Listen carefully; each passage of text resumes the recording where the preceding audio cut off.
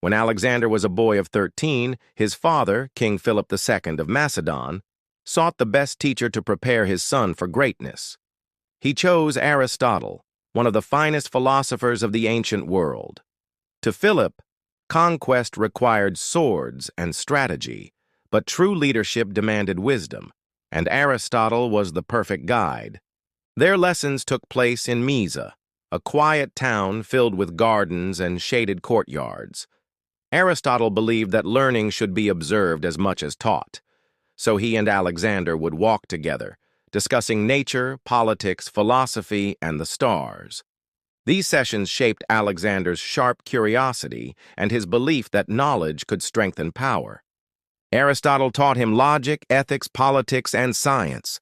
Alexander even studied medicine, learning how to treat wounds and illnesses, skills he later used on the battlefield to care for his men.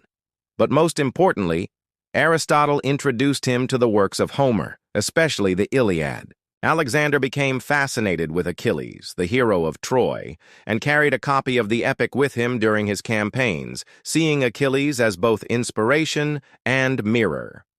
Yet, Aristotle gave Alexander more than just books. He taught him oratory, sharpening his ability to command and inspire.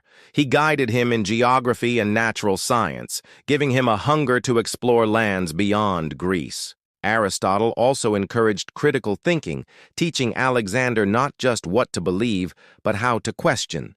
Still, their relationship had its limits. Aristotle saw non-Greeks as barbarians, while Alexander, growing up near diverse peoples, would later adopt a broader view. As king, Alexander embraced Persian customs and encouraged cultural blending, choices Aristotle likely would not have approved of. Even so, Aristotle's influence remained strong. When Alexander led his armies years later, he showed an unusual respect for local traditions, priests, and scholars. This reflected the intellectual foundation Aristotle had laid. A ruler must not only conquer, but also understand. Alexander's lifelong admiration for Homer, his skill in inspiring speeches, his interest in medicine, and even his vision of spreading Greek culture across Asia all traced back to those early lessons at Mysa. Aristotle gave him the tools not just to seize an empire, but to imagine how it could endure. It is said that Alexander's sword carved out his empire, but Aristotle's teachings gave him the vision to hold it together.